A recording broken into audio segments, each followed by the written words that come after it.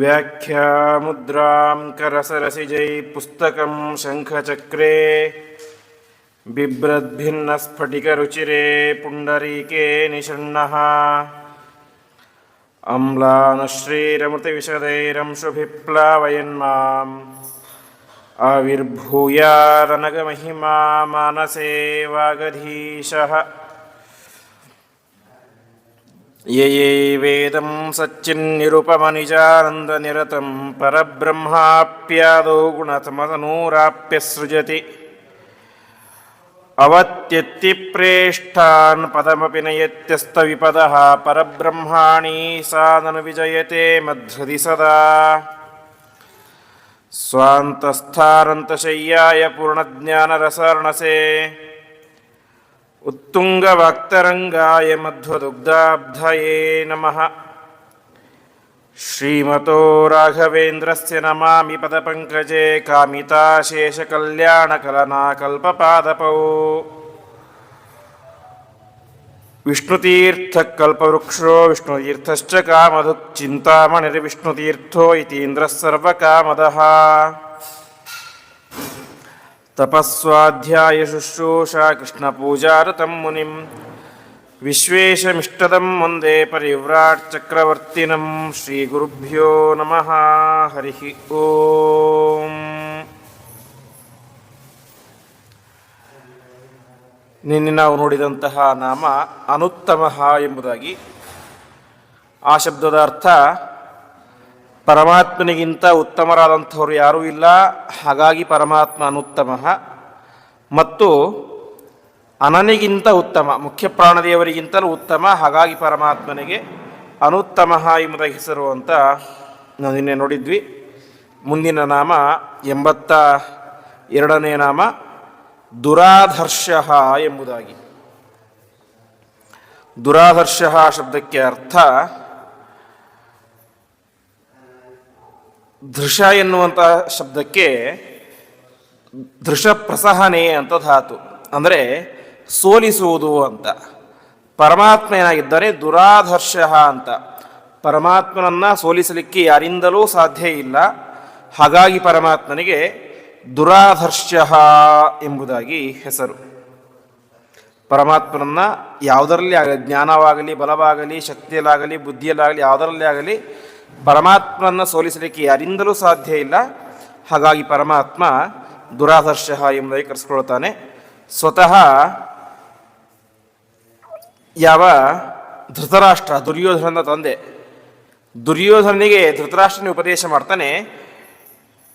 ಯೋನಶಕ್ಯೋ ಬಲಾತ್ಕರ್ತು ದೇವೇರಪಿ ಸ ವಾಸವೈಹಿ ಅಂತ ಉದ್ಯೋಗ ಪರ್ವದಲ್ಲಿ ಬರುವಂತಹ ಮಾತು. ಧೃತರಾಷ್ಟ್ರ ಹೇಳ್ತಾನೆ ಆ ದುರ್ಯೋಧನನಿಗೆ, ದುರ್ಯೋಧನ, ನಾವು ಕೃಷ್ಣನೊಟ್ಟಿಗೆ, ಅರ್ಥಾತ್ ಕೃಷ್ಣನ ಸಹಾಯ ಇರುವಂತಹ ಪಾಂಡವರೊಟ್ಟಿಗೆ ಜಗಳ ಮಾಡೋದು ಬೇಡ ಅಂತ. ಯಾಕೆ ಅಂತ ಹೇಳಿದ್ರೆ, ಕೃಷ್ಣ ಇದ್ದ ಅಂತ ಹೇಳಿದ್ರೆ ಕೃಷ್ಣನನ್ನು ಸೋಲಿಸಲಿಕ್ಕೆ ದೇವತೆಗಳಿಂದಲೂ ಸಾಧ್ಯ ಇಲ್ಲ ಎಂಬುದಾಗಿ ಪರಮಾತ್ಮನೇ ಹೇಳ್ತಾನೆ. ಹಾಗೆ ಪರಮಾತ್ಮ ದುರಾಧರ್ಷ ಎಂಬುದಾಗಿ ಕರೆಸ್ಕೊಳ್ತಾನೆ.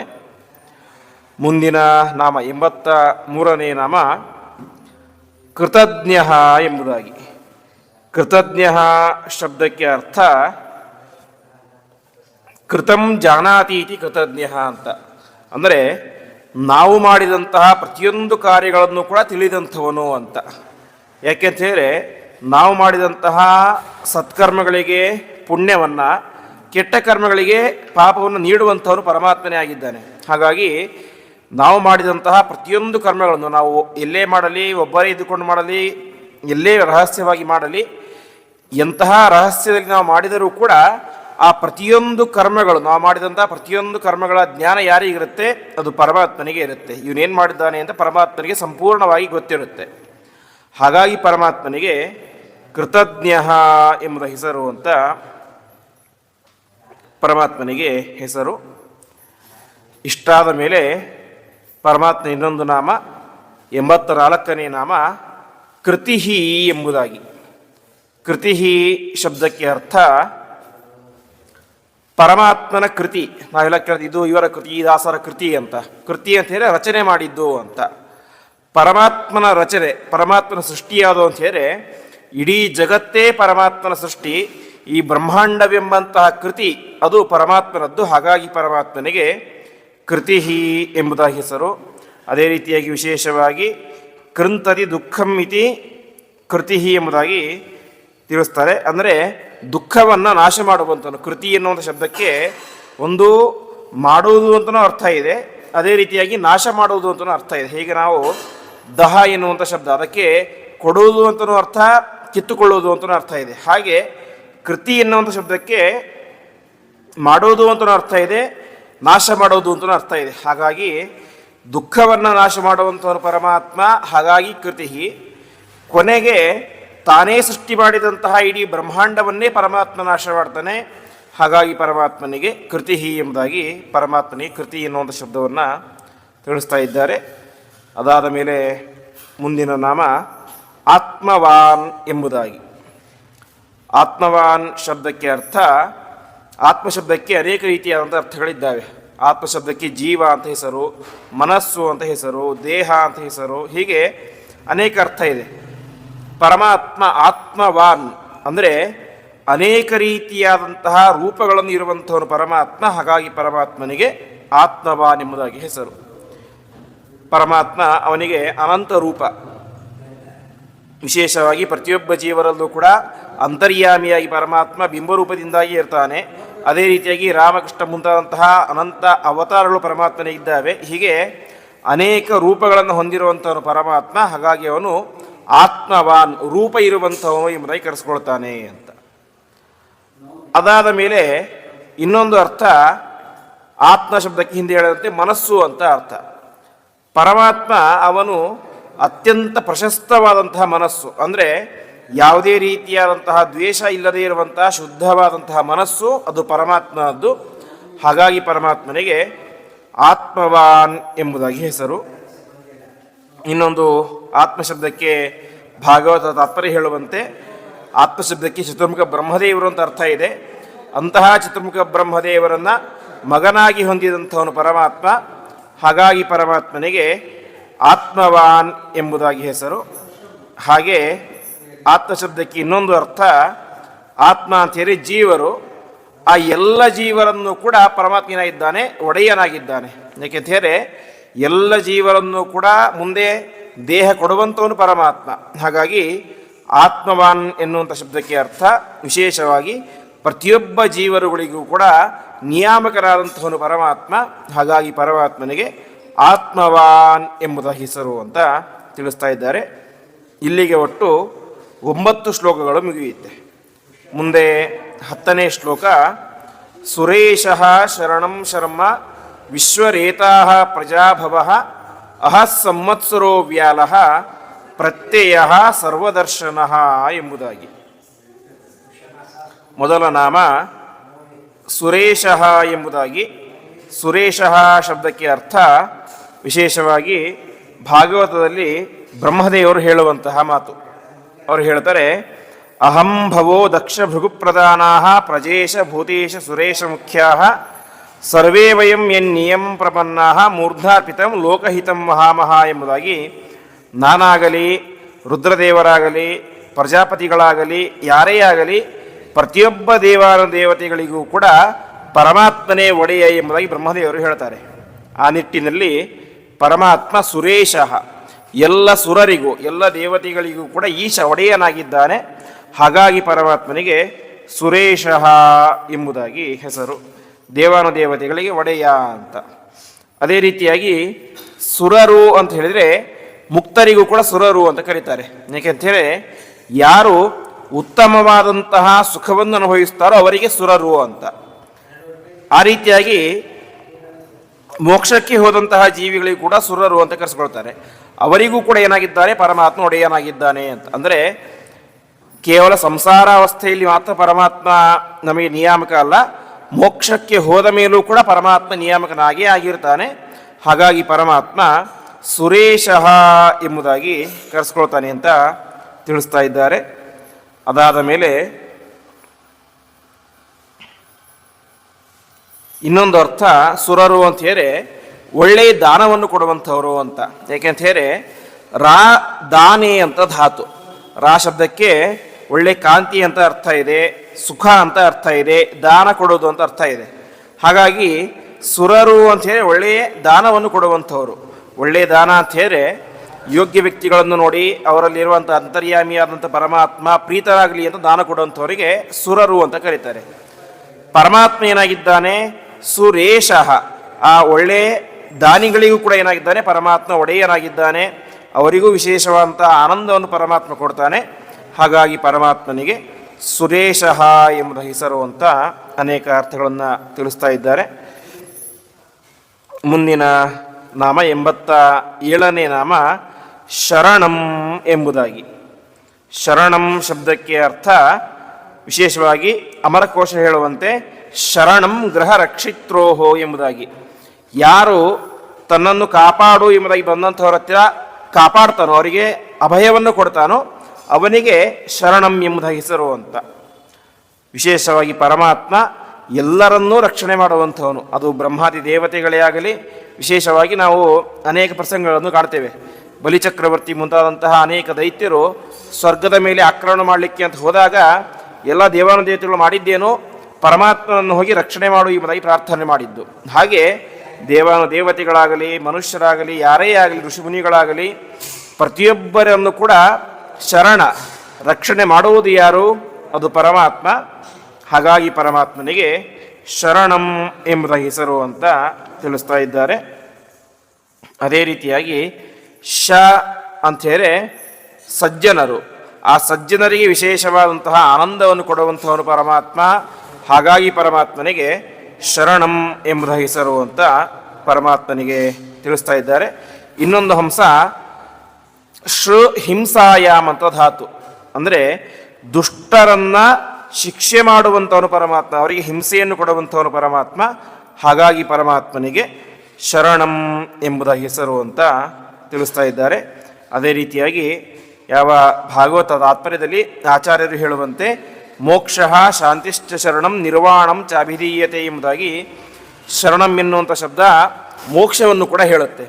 ಹಾಗಾಗಿ ಶರಣಂ ಅಂತೇಳಿ ಮೋಕ್ಷ ಅಂದರೆ ಆ ಮೋಕ್ಷಕ್ಕೆ ಪರಮಾತ್ಮ ನಿಯಾಮಕನಾಗಿದ್ದಾನೆ. ಪರಮಾತ್ಮನ ಅನುಗ್ರಹದಿಂದಾಗಿ ನಮಗೆ ಮೋಕ್ಷ ಸಿಗುತ್ತೆ. ಹೀಗೆ ಮೋಕ್ಷಕ್ಕೆ ದೊಡ್ಡ ಒಡೆಯ ಅಂದರೆ ಅದು ಪರಮಾತ್ಮ. ಹಾಗಾಗಿ ಪರಮಾತ್ಮನಿಗೆ ಶರಣಂ ಎಂಬುದ ಹೆಸರು ಅಂತ ತಿಳಿಸ್ತಾ ಇದ್ದಾರೆ. ಇನ್ನೊಂದು ಅರ್ಥ ಶರಂ ನಯತೀತಿ ಶರಣಂ ಅಂತ.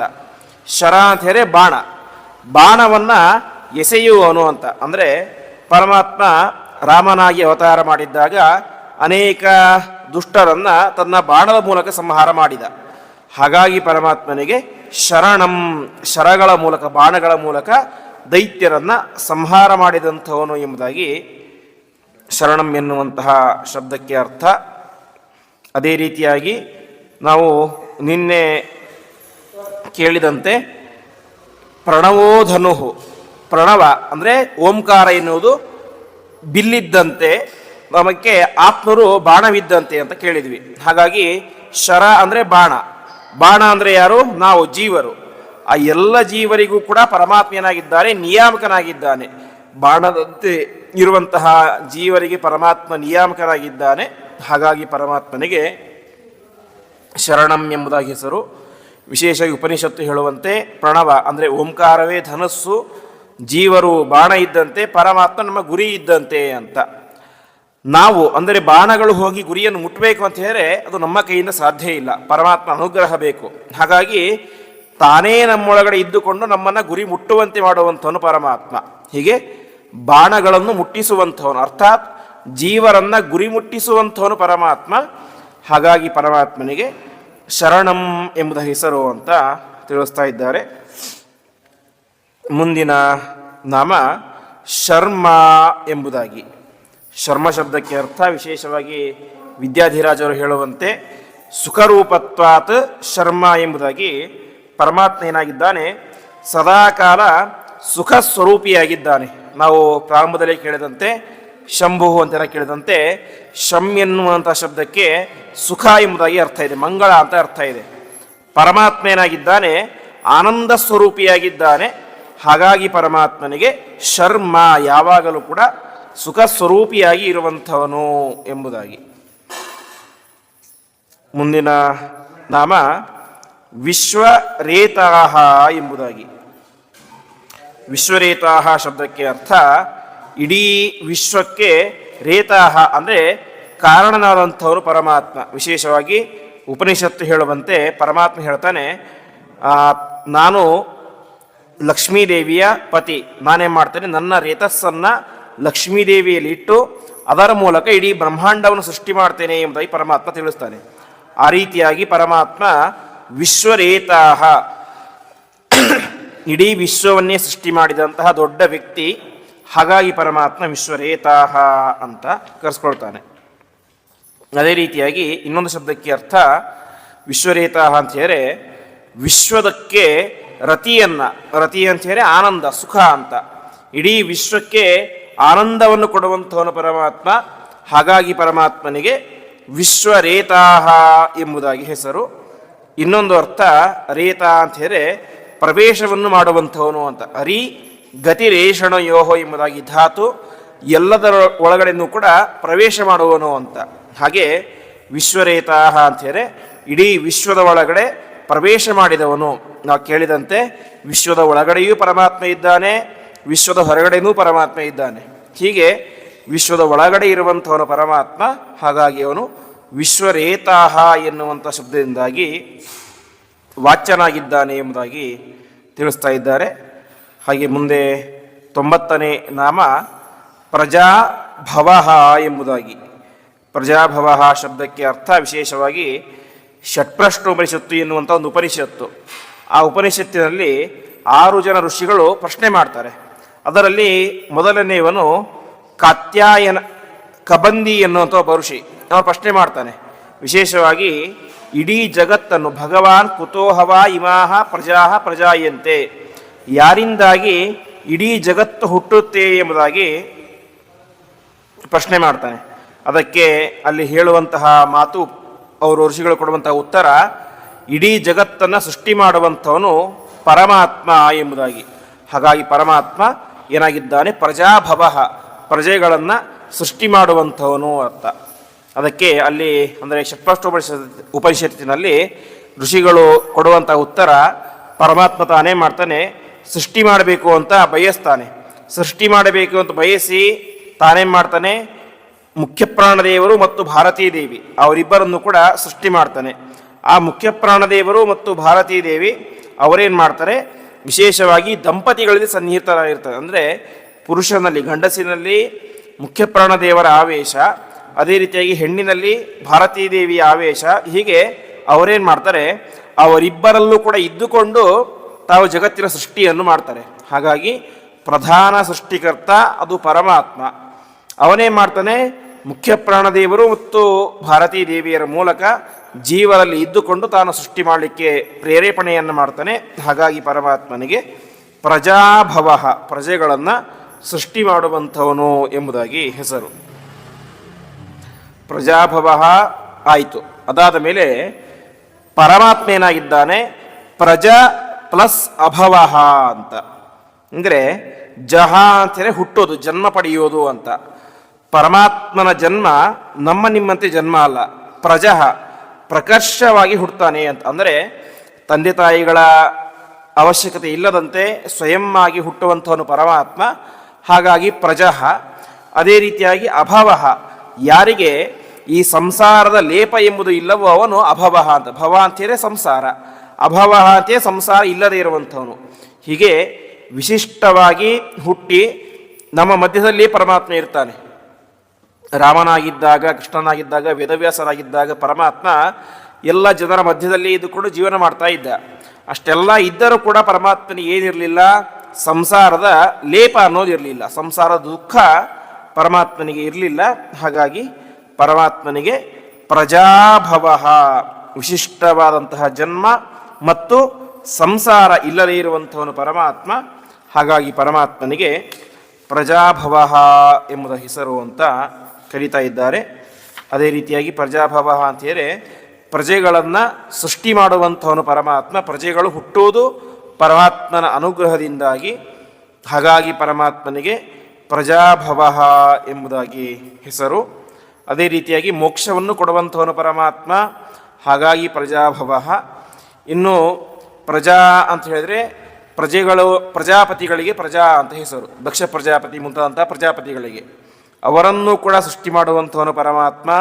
ಹಾಗಾಗಿ ಪರಮಾತ್ಮನಿಗೆ ಪ್ರಜಾಪತಿ ಎಂಬುದಾಗಿ ಹೆಸರು ಅಂತ ಅನೇಕ ರೀತಿಯಾಗಿ ಪರಮಾತ್ಮನಿಗೆ ಪ್ರಜಾಭವ ಎಂಬುದಾಗಿ ಕರೀತಾರೆ. ಮುಂದಿನ 91ನೇ ನಾಮ ಅಹಹ ಎಂಬುದಾಗಿ. ಅಹಹ ಎನ್ನುವಂಥ ಶಬ್ದಕ್ಕೆ ಅರ್ಥ ಅಹೇಯತ್ವಾತ್ ಅಹಹ ಎಂಬುದಾಗಿ. ಅಹೇಯ ಅಂತ ಹೇಳಿದರೆ ಜಗತ್ತಿನಲ್ಲಿ ನಾವು ಯಾವುದನ್ನು ತಿರಸ್ಕಾರ ಭಾವನೆಯಿಂದ ನೋಡ್ತೇವೋ ಅದನ್ನು ಹೇಯ ಅಂತ ಕರೀತಾರೆ. ಯಾವುದನ್ನು ನಾವು ತಿರಸ್ಕಾರ ಭಾವನೆಯಿಂದ ನೋಡಬಾರ್ದು ಅದು ಅಹಹ ಅಂತ ಕರೆಸ್ಕೊಳ್ಳುತ್ತೆ ಅಂತ. ಅಂದರೆ ಪರಮಾತ್ಮ ಯಾವತ್ತೂ ಕೂಡ ತಿರಸ್ಕಾರ ಮಾಡಲಿಕ್ಕೆ ಯೋಗ್ಯವಾದ ವಸ್ತು ಅಲ್ಲ. ಅವನು ಅತ್ಯಂತ ಶ್ರೇಷ್ಠವಾದಂತಹ ವ್ಯಕ್ತಿ, ಪ್ರತಿಯೊಬ್ಬರೂ ಕೂಡ ಪೂಜಿಸಬೇಕಾದಂತಹ, ತಿಳಿಯಬೇಕಾದಂತಹ ದೊಡ್ಡ ವ್ಯಕ್ತಿ. ಹಾಗಾಗಿ ಪರಮಾತ್ಮನಿಗೆ ಅಹಹ ಎಂಬುದಾಗಿ ಕರೀತಾರೆ ಅಂತ ತಿಳಿಸ್ತಾ ಇದ್ದಾರೆ. ಹೀಗೆ ಪರಮಾತ್ಮನನ್ನು ನಾವು ಎಲ್ಲ ಪ್ರತಿಯೊಬ್ಬರೂ ಕೂಡ ವಿಶೇಷವಾಗಿ ತಿಳಿಯಬೇಕು, ಪೂಜಿಸಬೇಕು ಅಂತ. ಇನ್ನೊಂದು ಅರ್ಥ ಛಾಂದೋಗ್ಯೋಪನಿಷತ್ತಿನಲ್ಲಿ ಹೇಳುವಂತೆ ತಮಸ ಅಹರಣೀಯತ್ವಾತ್ ಅಹಹ ಎಂಬುದಾಗಿ. ಅಂದರೆ ಕತ್ತಲು ಬಂದಾಗ ಏನಾಗುತ್ತೆ, ಸಾಮಾನ್ಯವಾಗಿ ಎಲ್ಲವೂ ಮುಚ್ಚಿ ಹೋಗಿಬಿಡುತ್ತೆ, ಯಾವುದು ಕೂಡ ಕಾಣಿಸೋದಿಲ್ಲ. ಆದರೆ ಉಪನಿಷತ್ತು ಹೇಳುತ್ತೆ ಕತ್ತಲು ಬಂದಾಗಲೂ ಕೂಡ ಕಾಣಿಸಿಕೊಳ್ಳುವಂಥವನು ಯಾರು ಅಂತ ಹೇಳಿದ್ರೆ ಅದು ಪರಮಾತ್ಮ ಅಂತ. ಯಾಕಂದರೆ ಆ ರೀತಿಯಾದ ವಿಶಿಷ್ಟವಾದಂಥ ತೇಜಸ್ಸು ಪರಮಾತ್ಮನಲ್ಲಿ ಇರುತ್ತೆ. ಹಾಗಾಗಿ ತಮಸ ಅಹರಣೀಯತ್ವಾತ್ ಅಹಹ, ಕತ್ತಲು ಬಂದಾಗಲೂ ಕೂಡ ಅದರ ಎಫೆಕ್ಟ್ ಆಗದೇ ಇರುವಂಥವನು ಪರಮಾತ್ಮ. ಹಾಗಾಗಿ ಪರಮಾತ್ಮ ಅಹಹ ಅಂತ. ಅಂದರೆ ಇಲ್ಲಿ ಎರಡು ಅರ್ಥ. ಒಂದು, ಕತ್ತಲು ಬಂದಾಗಲೂ ಕೂಡ ಪರಮಾತ್ಮ ಎದುರುಗಡೆ ಇದ್ದರೆ ಅವನ ದರ್ಶನ ನಮಗೆ ಆಗುತ್ತೆ. ಇನ್ನು ಕತ್ತಲು ಬಂದರೆ ನಮಗೆ ಎದುರುಗಡೆ ಇರೋ ಕಾಣಿಸೋದಿಲ್ಲ. ಪರಮಾತ್ಮನಿಗೆ ಹಾಗಲ್ಲ, ಕತ್ತಲಿದ್ದರೂ ಕೂಡ ಎಲ್ಲವನ್ನೂ ನೋಡುವಂಥ ಸಾಮರ್ಥ್ಯ ಪರಮಾತ್ಮನಿಗೆ ಇದೆ. ಹಾಗಾಗಿ ಪರಮಾತ್ಮ ಅಹಹ, ಒಟ್ಟಿನಲ್ಲಿ ಕತ್ತಲೆಯ ಎಫೆಕ್ಟ್ ಆಗದೇ ಇರುವಂಥವನು ಎಂಬುದಾಗಿ ಅಹಹ ಎನ್ನುವಂತಹ ಶಬ್ದಕ್ಕೆ ಅರ್ಥ. ಅದೇ ರೀತಿಯಾಗಿ ಐತರೇಯೋಪನಿಷತ್ತಲ್ಲಿ ಹೇಳುವಂತೆ ಆಹಾರ್ಯತ್ವಾತ್ ಅಹರ್ನಾಮ ಎಂಬುದಾಗಿ ಯಾರಿಂದಲೂ ಕೂಡ ಪರಮಾತ್ಮನನ್ನು ಕಂಟ್ರೋಲ್ ಮಾಡಲಿಕ್ಕೆ, ನಿಯಮನ ಮಾಡಲಿಕ್ಕೆ ಸಾಧ್ಯ ಇಲ್ಲ. ಹಾಗಾಗಿ ಪರಮಾತ್ಮನಿಗೆ ಅಹಹ ಎಂಬುದಾಗಿ ಹೆಸರು. ಮತ್ತು ಯಾರನ್ನು ಬಿಟ್ಟು ಜಗತ್ತು ಇರಲಿಕ್ಕೆ ಸಾಧ್ಯ ಇಲ್ಲವೋ ಅವನು ಅಹಹ ಅಂತ. ಅಂದರೆ ಅನೇಕ ಕಡೆ ನಾವು ಕೇಳುವಂತೆ ತೇನ ವಿನ ತೃಣಮಪಿ ನ ಚಲತಿ ಅಂತ, ಪರಮಾತ್ಮನ ಅಪ್ಪಣೆ ಇಲ್ಲದಂತೆ ಒಂದು ಹುಲ್ಲು ಕಡಿ ಕೂಡ ಅಲಗಾಡಲಿಕ್ಕೆ ಸಾಧ್ಯ ಇಲ್ಲ ಅಂತ ಕೇಳ್ತೇವೆ. ಹಾಗಾಗಿ ಪರಮಾತ್ಮನಾಗಿದ್ದಾನೆ ಅಹಹ, ಅವನನ್ನು ಬಿಟ್ಟು ಜಗತ್ತು ಇರಲಿಕ್ಕೆ ಸಾಧ್ಯ ಇಲ್ಲ ಅಂತ. ಅದಾದ ಮೇಲೆ ಸಜ್ಜನಾನ್ ನಹಂತಿ ಇತಿ ಅಹಹ ಎಂಬುದಾಗಿ ತಿಳಿಸ್ತಾರೆ. ಅಂದರೆ ಸಜ್ಜನರನ್ನು ಪರಮಾತ್ಮ ಹಿಂಸೆ ಮಾಡೋದಿಲ್ಲ, ಅವರಿಗೆ ದುಃಖವನ್ನು ಕೊಡೋದಿಲ್ಲ.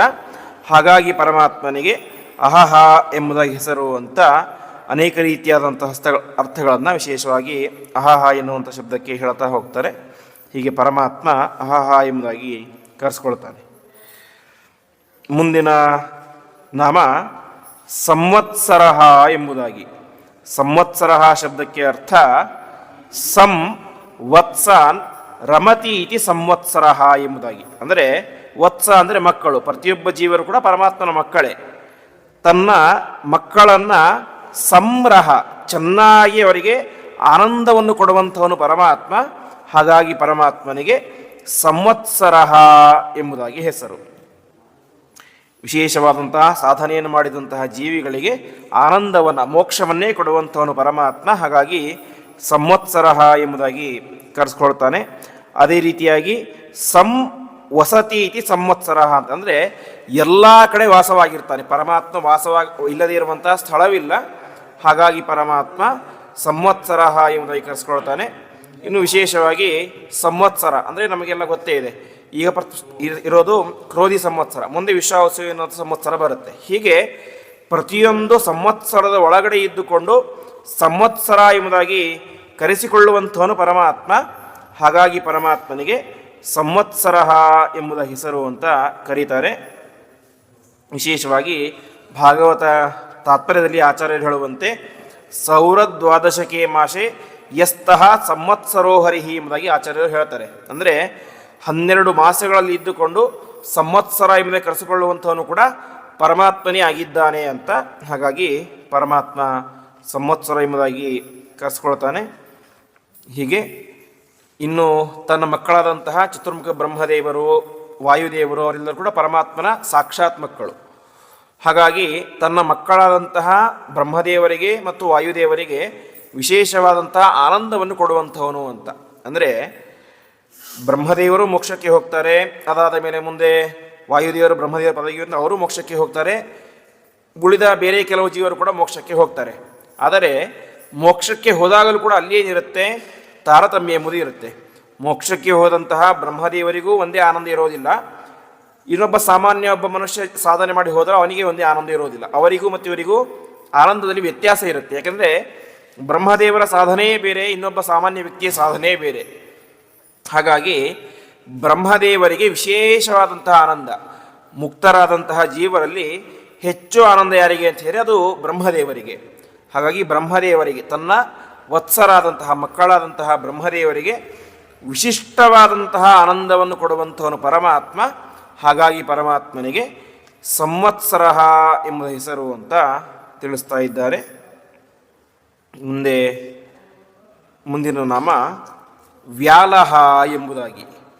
ವ್ಯಾಲಹ ಶಬ್ದಕ್ಕೆ ಅರ್ಥ ಯಾರು ವಿಶೇಷವಾಗಿ ಅಲಂಕೃತನಾಗಿರ್ತಾನೋ ಅವನು ವ್ಯಾಲಹ ಅಂತ.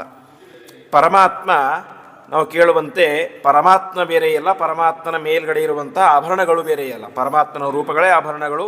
ವಿಶೇಷವಾಗಿ ಲಕ್ಷ್ಮೀದೇವಿಯೇ ಒಂದು ರೂಪದಿಂದಾಗಿ ಆಭರಣವಾಗಿರ್ತಾಳೆ ಅಂತ ತಿಳಿಸ್ತಾ ಇದ್ದಾರೆ. ಹಾಗಾಗಿ ಸಾಮಾನ್ಯ ಜಡವಾದಂತಹ ಬಂಗಾರವನ್ನು ಬೆಳ್ಳಿಯನ್ನು ಹಾಕ್ಕೊಂಡಾಗಲೇ ನಮಗೇನಾಗುತ್ತೆ, ವಿಶೇಷ ಅಲಂಕಾರ ಅಂತ ಅನಿಸುತ್ತೆ. ಅಂತಹದರಲ್ಲಿ ಸಾಕ್ಷಾತ್ ಪರಮಾತ್ಮನೇ ಒಂದು ರೂಪದಿಂದಾಗಿ ಆಭರಣವಾಗಿದ್ದಾನೆ ಅಂತ ಹೇಳಿ ಅದು ವಿಶಿಷ್ಟವಾದಂಥ ಕಾಂತಿ ಆಭರಣಕ್ಕೆ ಇರುತ್ತೆ. ಹಾಗಾಗಿ ಪರಮಾತ್ಮ ವ್ಯಾಲಹ ಅಂದರೆ ವಿಶಿಷ್ಟವಾಗಿ ಅಲಂಕೃತನಾದಂಥವನು ಪರಮಾತ್ಮ. ಹಾಗಾಗಿ ಪರಮಾತ್ಮನಿಗೆ ವ್ಯಾಲಹ ಎಂಬುದಾಗಿ ಹೆಸರು. ಇನ್ನೊಂದು ಅಲಹ, ವಿ ಪ್ಲಸ್ ಅಲಹ ಅಂತ ಇದೆ. ಅಲ್ಲಿ ಅಲಹ, ಅಲಂ ಅಂತ ಹೇಳಿ ತಡೆಯುವುದು, ಸಾಕು ಅನ್ನೋ ಶಬ್ದಕ್ಕೆ ಅಲಂ ಅಂತ ಕರೀತಾರೆ. ಪರಮಾತ್ಮ ಏನು ಮಾಡ್ತಾನೆ, ತಡೀತಾನೆ ಅಂತ. ಯಾವುದನ್ನು ತಡೀತಾನೆ ಅಂದರೆ ಯಾರು ದೈತ್ಯರಿರ್ತಾರೋ ಅವರಿಗೆ ಪರಮಾತ್ಮ ತನ್ನ ಜ್ಞಾನ ಬರದೇ ಇರುವಂತೆ ತಡೀತಾನೆ. ಹಾಗಾಗಿ ಪರಮಾತ್ಮ ವ್ಯಾಲಹ ಎಂಬುದಾಗಿ ಕರೆಸ್ಕೊಳ್ತಾನೆ ಅಂತ ತಿಳಿಸ್ತಾ ಇದ್ದಾರೆ. ಇನ್ನು ಅಲಂ ಅಂತ ಹೇಳಿ ಸಮರ್ಥ, ತಾನೊಬ್ಬನೇ, ಬೇರೆ ಯಾರ ಅವಶ್ಯಕತೆಯೇ ಇಲ್ಲ, ತಾನೊಬ್ಬನೇ ಮಾಡೋದಕ್ಕೆ ಅಲಂ ಅಂತ ಕರೀತಾರೆ. ಪರಮಾತ್ಮ ಏನಾಗಿದ್ದಾನೆ, ಜಗತ್ ಸೃಷ್ಟಿ, ಸ್ಥಿತಿ, ಸಂಹಾರ ಮುಂತಾದಂತಹ ಪ್ರತಿಯೊಂದು ಕಾರ್ಯಗಳನ್ನು ಕೂಡ ತಾನೊಬ್ಬನೇ ಮಾಡಲಿಕ್ಕೆ ಸಮರ್ಥನಾಗಿದ್ದಾನೆ. ಹಾಗಾಗಿ ಪರಮಾತ್ಮನಿಗೆ ವ್ಯಾಲಹ ಎಂಬ ಹೆಸರು ಅಂತ ತಿಳಿಸ್ತಾ ಇದ್ದಾರೆ. ಅಂದರೆ ಪರಮಾತ್ಮ ವಿಶೇಷವಾಗಿ ಬ್ರಹ್ಮಸೂತ್ರ ಭಾಷೆಯಲ್ಲಿ ಆಚಾರ್ಯರು ಹೇಳುವಂತೆ ಸ್ವತಂತ್ರ ಬಹುಸಾಧನತಾ ಸೃಷ್ಟಿರ್ಲೋಕೆ ದೃಷ್ಟ ನೈವಂ ಬ್ರಹ್ಮಣ ಸ್ವರೂಪ ಸಾಮರ್ಥ್ಯಾದೇವ ತಸ್ಯ ಸೃಷ್ಟಿ ಅಂತ. ಅಂದರೆ ಪರಮಾತ್ಮನಿಗೆ ಯಾವ ರೀತಿಯ ಸಾಮರ್ಥ್ಯ ಇದೆ ಅಂತ ಹೇಳಿದ್ರೆ, ಅವನಿಗೆ ಜಗತ್ತನ್ನು ಸೃಷ್ಟಿ ಮಾಡಲಿಕ್ಕೆ ನಾವು ಹಿಂದೆ ನೋಡಿದಂತೆ ಬ್ರಹ್ಮದೇವರು ಸೃಷ್ಟಿ ಮಾಡ್ತಾರೆ, ವಾಯುದೇವರು ಮತ್ತು ಭಾರತೀಯ ದೇವರು ಸೃಷ್ಟಿ ಮಾಡ್ತಾರೆ ಅಂತ ಕೇಳಿದ್ವಿ. ಅವರು ಯಾರ ಅವಶ್ಯಕತೆಯೂ ಇಲ್ಲದಂತೆ ಪರಮಾತ್ಮ ಸ್ವಯಂ ಸೃಷ್ಟಿ ಮಾಡುವಂಥ ಸಾಮರ್ಥ್ಯ ಪರಮಾತ್ಮನಿಗೆ ಇದೆ. ಆದರೂ ಕೂಡ ಅವರಿಗೆ ಕೀರ್ತಿ ಬರಬೇಕು, ಅವರ ಉದ್ಧಾರ ಆಗಬೇಕೆಂಬ ಉದ್ದೇಶದಿಂದಾಗಿ ಮಾತ್ರ ಪರಮಾತ್ಮ ಏನು ಮಾಡ್ತಾನೆ, ಆ ಬ್ರಹ್ಮದೇವರನ್ನಾಗಲಿ ವಾಯುದೇವರನ್ನಾಗಲಿ ಸೃಷ್ಟಿ ಮಾಡುವಂಥ ಕಾರ್ಯದಲ್ಲಿ ಉಪಯೋಗಿಸಿಕೊಳ್ತಾನೆ. ಹಾಗಾಗಿ ಸ್ವಯಂ ಇಡೀ ಜಗತ್ತನ್ನು ಸೃಷ್ಟಿ ಮಾಡುವಂಥವನು ಪರಮಾತ್ಮ. ಹಾಗಾಗಿ ಪರಮಾತ್ಮನಿಗೆ ವ್ಯಾಲಹ ಎಂಬುದಾಗಿ ಹೆಸರು. ಅದೇ ರೀತಿಯಾಗಿ ಇಡೀ ಜಗತ್ತನ್ನು ಸಂಹಾರ ಮಾಡುವಂಥವನು ಪರಮಾತ್ಮ. ಹಾಗಾಗಿ ಪರಮಾತ್ಮನಿಗೆ ವ್ಯಾಲಹ ಎಂಬುದಾಗಿ ಹೆಸರು. ಈ ರೀತಿಯಾಗಿ ಅನೇಕ ರೀತಿಯ ಅರ್ಥಗಳಿದ್ದಾವೆ. ಅದೇ ರೀತಿಯಾಗಿ ಅಲವಾರಣೆ ಅಂತ ಧಾತು, ಅಂದರೆ ಶತ್ರುಗಳನ್ನು ತಡೆಯುವಂಥವನು ಅಂತ. ನಾವು ವಿಶೇಷವಾಗಿ ಭಾಗವತದಲ್ಲಿ ನೋಡಿದಾಗ ಜರಾಸಂಧ 23 ಬಾರಿ ಆಕ್ರಮಣ ಮಾಡಿ ಬಂದ. 23 ಸಲ ಆಕ್ರಮಣ ಮಾಡಿದಾಗ ಕೂಡ ಪರಮಾತ್ಮ ಏನು ಮಾಡಿದ, ಅವರೆಲ್ಲರನ್ನೂ ಕೂಡ ಸಂಹಾರ ಮಾಡಿ ಕಳಿಸಿಬಿಟ್ಟ. ಅಂದರೆ ಆ ಶತ್ರುಗಳಿಂದಾಗಿ ತನ್ನ ಪ್ರಜೆಗಳಿಗೆ ಯಾವುದೇ ರೀತಿ ತೊಂದರೆ ಆಗಲಿಕ್ಕೆ ಪರಮಾತ್ಮ ಬಿಡಲಿಲ್ಲ. ಹೀಗೆ ಶತ್ರುಗಳನ್ನು ತಡೆದಂಥವನು ಪರಮಾತ್ಮ. ಹಾಗಾಗಿ ಪರಮಾತ್ಮನಿಗೆ ವ್ಯಾಲಹ ಎಂಬುದಾಗಿ ಹೆಸರು. ಹೀಗೆ ಅನೇಕ ರೀತಿಯಾದಂಥ ಅರ್ಥಗಳು ವ್ಯಾಲಹ ಎನ್ನುವಂಥ ಶಬ್ದಕ್ಕೆ ಇದೆ.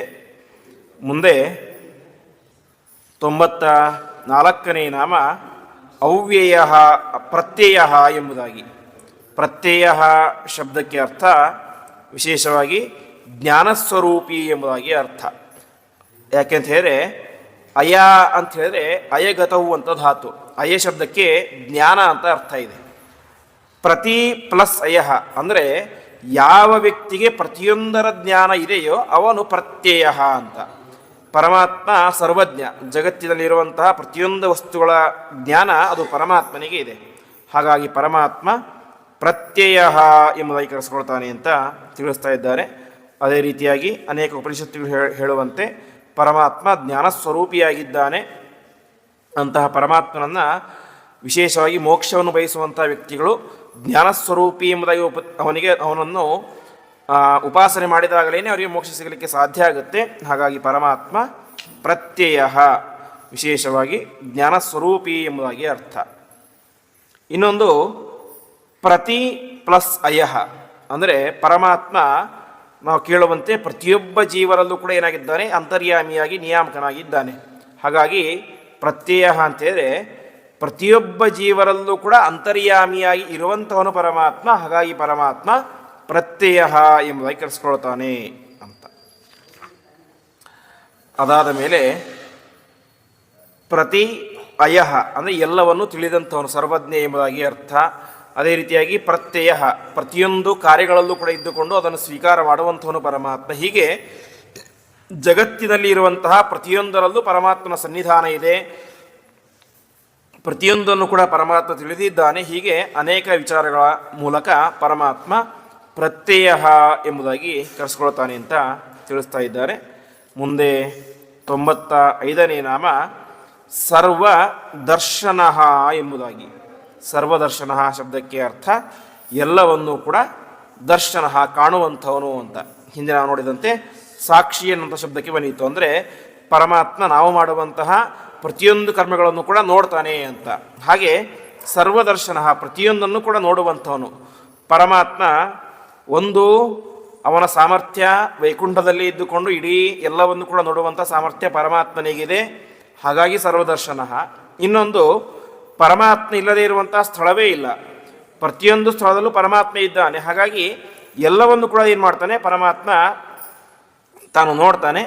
ಹಾಗಾಗಿ ಪರಮಾತ್ಮ ಸರ್ವ ದರ್ಶನ ಎಂಬುದಾಗಿ ಕರೆಸ್ಕೊಳ್ತಾನೆ. ವಿಶೇಷವಾಗಿ ಐತರೇಯೋಪನಿಷತ್ತು ಹೇಳುವಂತೆ ಏಕಸ್ಸುಪರ್ಣ ಸಸಮುದ್ರಮ ವಿವೇಶ ಸೈದಂ ಭುವನಂ ವಿಚಷ್ಟೆ ತಂ ಪಾಕೇನ ಮನಸ ಅಪಶ್ಯಂ ಅಂತಿತಃ ಎಂಬುದಾಗಿ ಅಲ್ಲಿ ಪರಮಾತ್ಮನೇ ಹೇಳುವಂತಹ ಮಾತು. ನಾನು ಇಡೀ ಜಗತ್ತನ್ನು ಸೃಷ್ಟಿ ಮಾಡಿದ್ದೇನೆ, ಅಷ್ಟು ಮಾತ್ರ ಅಲ್ಲ, ಇಡೀ ಜಗತ್ತನ್ನು ನಾನೇ ಮಾಡ್ತೇನೆ, ತುಂಬ ಹತ್ತಿರದಿಂದಾಗಿ ನೋಡ್ತೇನೆ ಅಂತ. ತುಂಬ ಹತ್ತಿರದಿಂದ ನೋಡಲಿಕ್ಕೆ ಯಾವಾಗ ಸಾಧ್ಯ ಅಂತ ಹೇಳಿದ್ರೆ ಆ ವಸ್ತುವಿನ ಹತ್ತಿರದಲ್ಲಿ ನಾವು ಇದ್ದಾಗ ನೋಡ್ಲಿಕ್ಕೆ ಸಾಧ್ಯ. ನಾನೀಗ ಈ ಒಂದು ಗಂಟೆ ನೋಡ್ತಾ ಇದ್ದೇನೆ ಅಂತ ಹೇಳಿದ್ರೆ ಈ ಗಂಟೆ ಹತ್ತಿರ ನಾನು ಇದ್ದೇನೆ, ಹಾಗೆ ನೋಡ್ಲಿಕ್ಕೆ ಸಾಧ್ಯ. ಪರಮಾತ್ಮ ಹೇಳ್ತಾನೆ ಪ್ರತಿಯೊಂದು ವಸ್ತುವನ್ನು ಕೂಡ ನಾನೇ ಮಾಡ್ತೇನೆ, ಅತ್ಯಂತ ಹತ್ತಿರದಿಂದಾಗಿ ನೋಡ್ತೇನೆ ಅಂತ. ಅತ್ಯಂತ ಹತ್ತಿರದಿಂದಾಗಿ ನೋಡಬೇಕಾದ್ರೆ ಏನಾಗಿರಬೇಕು, ಪರಮಾತ್ಮ ಪ್ರತಿಯೊಂದು ವಸ್ತುವಿನ ಹತ್ತಿರದಲ್ಲಿ ಇರಬೇಕು. ಅಂದರೆ ಪರಮಾತ್ಮ ಸರ್ವವ್ಯಾಪ್ತ ಎನ್ನುವಂಥ ಅರ್ಥವನ್ನು ವಿಶೇಷವಾಗಿ ಸರ್ವದರ್ಶನ ಎನ್ನುವಂತಹ ಶಬ್ದ ನಮಗೆ ಕೊಡುತ್ತೆ. ಅದೇ ರೀತಿಯಾಗಿ ಸರ್ವದರ್ಶನ ಅಂತ ಹೇಳಿದರೆ ಪರಮಾತ್ಮ ದರ್ಶನ ಶಬ್ದಕ್ಕೆ ಜ್ಞಾನ ಅಂತ ಅರ್ಥ ಇದೆ. ಪರಿಪೂರ್ಣವಾದಂತಹ ಜ್ಞಾನ, ಪ್ರತಿಯೊಂದರ ಜ್ಞಾನ ಇರುವಂಥವನು ಪರಮಾತ್ಮ, ಅಂದರೆ ಸರ್ವಜ್ಞ ಎಂಬುದಾಗಿ. ಹಾಗಾಗಿ ಪರಮಾತ್ಮ ಸರ್ವದರ್ಶನ ಎಂಬುದಾಗಿ ಕರೆಸ್ಕೊಳ್ತಾನೆ. ಅದೇ ರೀತಿಯಾಗಿ ಯಾವ ಆಚಾರ್ಯರು ಪ್ರಾರಂಭದಲ್ಲಿ ಉಪನಿಷತ್ತಿನ ಈಶಾವಾಸ್ಯ ಉಪನಿಷತ್ತಿನ ಪ್ರಾರಂಭದಲ್ಲಿ ಹೇಳುವಂತೆ ಯಸ್ಮಾತ್ ಬ್ರಹ್ಮೇಂದ್ರ ರುದ್ರಾದಿ ದೇವತಾನಾಂ ಶ್ರೀಯೋಪಿ ಚ ಜ್ಞಾನಸ್ಫೂರ್ತಿ ಸದಾ ತಸ್ಮೈ ಹರಯೇ ಗುರವೇ ನಮಃ ಅಂತ. ಅಂದರೆ ಲಕ್ಷ್ಮೀದೇವಿಗೆ, ಬ್ರಹ್ಮರುದ್ರಾದಿ ದೇವಾನುದೇವತೆಗಳಿಗೆ ಪ್ರತಿಯೊಬ್ಬರಿಗೂ ಕೂಡ ಜ್ಞಾನವನ್ನು ಕೊಡುವಂಥವನು ಪರಮಾತ್ಮ, ಗುರು ಅಂತ. ಹಾಗಾಗಿ ಸರ್ವದರ್ಶನ ಅಂತೇಳಿ ಪ್ರತಿಯೊಬ್ಬರಿಗೂ ಕೂಡ ಜ್ಞಾನವನ್ನು ಕೊಡುವಂಥವನು ಪರಮಾತ್ಮ. ಹಾಗಾಗಿ ಪರಮಾತ್ಮನಿಗೆ ಸರ್ವದರ್ಶನ ಎಂಬುದಾಗಿ ಹೆಸರು.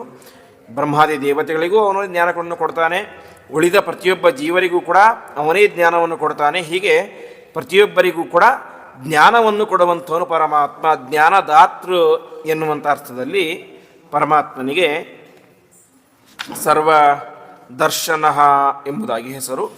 ಇಲ್ಲಿಗೆ ಒಟ್ಟು 10 ಶ್ಲೋಕಗಳ ಚಿಂತನೆ ಮುಗಿಯುತ್ತೆ. ಮುಂದೆ 11ನೇ ಶ್ಲೋಕ ಅಜಸ್ಸರ್ವೇಶ್ವರ ಸಿದ್ಧ ಸಿದ್ಧಿ ಸರ್ವಾದಿರಚ್ಯುತ ವೃಷಾ ಕಪಿರಮೇಯಾತ್ಮ ಸರ್ವಯೋಗ ವಿನಿಸೃತಃ ಎಂಬುದಾಗಿ. ಅದರಲ್ಲಿ ಮೊದಲ ನಾಮ ಅಜಃ ಎಂಬುದಾಗಿ. ಅಜಃ ಶಬ್ದಕ್ಕೆ ಅರ್ಥ ವಿಶೇಷವಾಗಿ ನ ಜಾಯತೆ ಇತಿ ಅಜಃ ಅಂತ, ಅಂದರೆ ಯಾವನು ಹುಟ್ಟೋದಿಲ್ಲವೋ ಅವನಿಗೆ ಅಜಃ ಎಂಬುದಾಗಿ ಹೆಸರು. ಉಳಿದವರೆಲ್ಲರೂ ಕೂಡ ಅವರಿಗೇನಿದೆ, ಹುಟ್ಟು ಅನ್ನೋದಿದೆ. ನಮಗೆಲ್ಲ ಹುಟ್ಟಿದೆ, ಸಾವಿದೆ, ಎಲ್ಲ ಕೂಡ ಇದೆ. ಆದರೆ ಪರಮಾತ್ಮನಿಗೆ ಏನಿಲ್ಲ, ಹುಟ್ಟು ಅನ್ನೋದಿಲ್ಲ. ಅದಕ್ಕೆ ವಿಶೇಷವಾಗಿ ಮಹಾಭಾರತದಲ್ಲಿ ಹೇಳುವಂತೆ ನಹಿ ಜಾತೋ ನ ಜಾಯೇಯಂ ನ ಜನಿಷ್ಯೆ ಕದಾಚನ ಕ್ಷೇತ್ರಜ್ಞ ಸರ್ವಭೂತಾನಾಂ ತಸ್ಮಾತ್ ಅಹಂ ಅಜಸ್ಮೃತಃ ಎಂಬುದಾಗಿ ಪರಮಾತ್ಮನೇ ಹೇಳುವಂತಹ ಮಾತು. ಪರಮಾತ್ಮನೇ ಹೇಳ್ತಾನೆ, ನಹಿ ಜಾತಃ, ನಾನು ಹಿಂದೆ ಯಾವತ್ತೂ ಕೂಡ ಹುಟ್ಟಿಲ್ಲ. ಇನ್ನು ಇವತ್ತು ನಾನು ಉಪದೇಶ ಮಾಡ್ತಾ ಇದ್ದೇನೆ ಕೃಷ್ಣ ರೂಪದಿಂದ ನಿಮಗೆ, ಇವತ್ತು ಕೂಡ ನಾನು ಹುಟ್ಟಿಲ್ಲ. ಇನ್ನು ಮುಂದೆ ನಜನಿಷ್ಯೇ ಕದಾಚ, ಮುಂದೆ ಯಾವತ್ತೂ ಹುಟ್ಟೋದಿಲ್ಲ. ಹೀಗೆ ಕ್ಷೇತ್ರಜ್ಞ ಸರ್ವಭೂತಾನಾಂ ತಸ್ಮಾತ್ ಅಹಂ ಅಜಃ ಸ್ಮೃತಃ, ಹಾಗಾಗಿ ನನ್ನನ್ನು ಅಜಃ ಎಂಬುದಾಗಿ ಕರಿಬೇಕು ಅಂತ ಸ್ವಯಂ ಪರಮಾತ್ಮನೇ ಹೇಳಿದಂತಹ ಮಾತು. ಹೀಗೆ ನಮ್ಮ ನಿಮ್ಮಂತೆ ಹುಟ್ಟಿಲ್ಲದೇ ಇರುವಂಥವನು ಪರಮಾತ್ಮ, ಹಾಗಾಗಿ ಪರಮಾತ್ಮನಿಗೆ ಅಜಃ ಎಂಬ ಕರೀತಾರೆ ಅಂತ ತಿಳಿಸ್ತಾ ಇದ್ದಾರೆ. ಹೀಗೆ ಅನೇಕ ಪುರಾಣಗಳು ಉಪನಿಷತ್ತುಗಳೆಲ್ಲವೂ ಕೂಡ ಪರಮಾತ್ಮನ ಅಜಃ ಎಂಬುದಾಗಿ ಕರೀತವೆ. ಹೀಗೆ ಪರಮಾತ್ಮ ಅಜಃ ಎಂಬುದಾಗಿ ಕರೆಸ್ಕೊಳ್ತಾನೆ. ಅದೇ ರೀತಿಯಾಗಿ ಅಜಃ, ಅಂತ ಹೇಳಿದರೆ ನಾವು ಮೊನ್ನೆ ಕೇಳಿದಂತೆ ಅಮ್ಮಃ ಪುರಾಣಶ್ರೀ ವ್ಯಾಸೋ ಶಾಖಾ ಸಹಸ್ರಗತೆ ಎಂಬುದಾಗಿ ಎನ್ನುವಂತಹ ಅಕ್ಷರ ವಿಶೇಷವಾಗಿ ಪರಮಾತ್ಮನನ್ನು ಹೇಳುತ್ತೆ. ಪರಮಾತ್ಮ ತಾನು ಅವತಾರ ಮಾಡ್ತಾನೆ, ಅದು ಹುಟ್ಟೋದಲ್ಲ, ಅವತಾರ ಮಾಡೋದು. ಪರಮಾತ್ಮ ಅವತಾರ ಮಾಡುವುದು ಯಾರಿಂದಾಗಿ? ಅಂದರೆ ತನ್ನಿಂದ ತಾನೇ ಪರಮಾತ್ಮ ಅವತಾರ ಮಾಡ್ತಾನೆ. ಅಂದರೆ ಪರಮಾತ್ಮ ನರಸಿಂಹಾವತಾರ ಮಾಡಿದ, ಅದು ಕಮ್ಮದಿಂದ ಬಂದಿದ್ದು, ಅಲ್ಲಿ ಯಾವ ತಂದೆ ತಾಯಿಗಳಿಲ್ಲ. ಹಾಗಿದ್ದರೂ ಕೂಡ ಪರಮಾತ್ಮ ಬಂದ. ಹೇಗೆ ಬಂದಿದ್ದು? ತನ್ನಿಂದ ತಾನೇ ಬಂದಿದ್ದು. ಹಾಗೆ ಅದು ನರಸಿಂಹಾವತಾರ ಆಗಲಿ ಅಥವಾ ಕೃಷ್ಣಾವತಾರ ಆಗಲಿ, ಯಾವುದೇ ಅವತಾರಗಳಾಗಲಿ ತನ್ನಿಂದ ತಾನೇ ಪರಮಾತ್ಮ ಅವತಾರವನ್ನು ಮಾಡ್ತಾನೆ. ಹಾಗಾಗಿ ಪರಮಾತ್ಮ ಅಜಃ, ತನ್ನಿಂದ ಅನಾಮಕನಾದ ತನ್ನಿಂದಲೇ ಜಹ ಅವತಾರ ಮಾಡಿದವನು ಎಂಬುದಂತಹ ಶಬ್ದಕ್ಕೆ ಅರ್ಥ. ಹೀಗೆ ಪರಮಾತ್ಮ ಅಜಃ ಅಂತ ಕರೆಸ್ಕೊಳ್ತಾನೆ. ಮುಂದೆ ಸರ್ವೇಶ್ವರ ಎಂಬುದಾಗಿ. ಸರ್ವೇಶ್ವರ ಶಬ್ದಕ್ಕೆ ಅರ್ಥ ಎಲ್ಲದಕ್ಕೂ ಕೂಡ ಒಡೆಯನಾದಂಥವನು ಅಂತ. ಅಂದರೆ ಇಡೀ ಜಗತ್ತನ್ನು ತನ್ನ ಅಧೀನದಲ್ಲಿ ಇಟ್ಟುಕೊಂಡಿರುವಂಥ ವ್ಯಕ್ತಿ ಅದು ಪರಮಾತ್ಮ. ಹಾಗಾಗಿ ಪರಮಾತ್ಮನಿಗೆ ಸರ್ವೇಶ್ವರ ಎಂಬುದಾಗಿ ಹೆಸರು. ಅದೇ ರೀತಿಯಾಗಿ ಸರ್ವ ಈಶ್ವರ, ಬ್ರಹ್ಮಾದಿ ದೇವತೆಗಳು ಜಗತ್ತಿಗೆ ಒಡೆಯರು. ಆ ಒಡೆಯರಾದಂತಹ ಬ್ರಹ್ಮಾದಿ ದೇವತೆಗಳಿಗೂ ಕೂಡ ಪರಮಾತ್ಮ ಏನಾಗಿದ್ದಾನೆ? ಈಶ್ವರನಾಗಿದ್ದಾನೆ, ಒಡೆಯನಾಗಿದ್ದಾನೆ. ಹಾಗಾಗಿ ಪರಮಾತ್ಮ ಸರ್ವೇಶ್ವರ ಎಂಬುದಾಗಿ ಕರೆಸ್ಕೊಳ್ತಾನೆ. ಅದೇ ರೀತಿಯಾಗಿ ಅಣುಭಾಷ್ಯದಲ್ಲಿ ಆಚಾರ್ಯ ಹೇಳುವಂತೆ ಸರ್ವ ದೇಶೇಶು ಕಾಲೇಶು ಸ ಏಕಃ ಪರಮೇಶ್ವರ ಎಂಬುದಾಗಿ ಮಧ್ವಾಚಾರ್ಯರು ಕೂಡ ತಿಳಿಸ್ತಾರೆ. ಪರಮಾತ್ಮ ಏನಾಗಿದ್ದಾನೆ? ಸರ್ವ ದೇಶೇಶು ಕಾಲೇಶು, ಅಂದರೆ ಕೆಲವೊಬ್ಬರು ರಾಜರಿರ್ತಾರೆ, ಅವರು ಇಂತಹ ದೇಶಕ್ಕೆ ಮಾತ್ರ ಒಡೆಯರು, ಇನ್ನೊಂದು ದೇಶಕ್ಕೆ ಅವರ ಆಡಳಿತದಲ್ಲಿ ಇರೋದಿಲ್ಲ. ಇನ್ನು ಕೆಲವೊಮ್ಮೆ ಒಂದು ಕಾಲಕ್ಕೆ ಮಾತ್ರ ಅವರು ಸೀಮಿತ ಆಗಿರ್ತಾರೆ.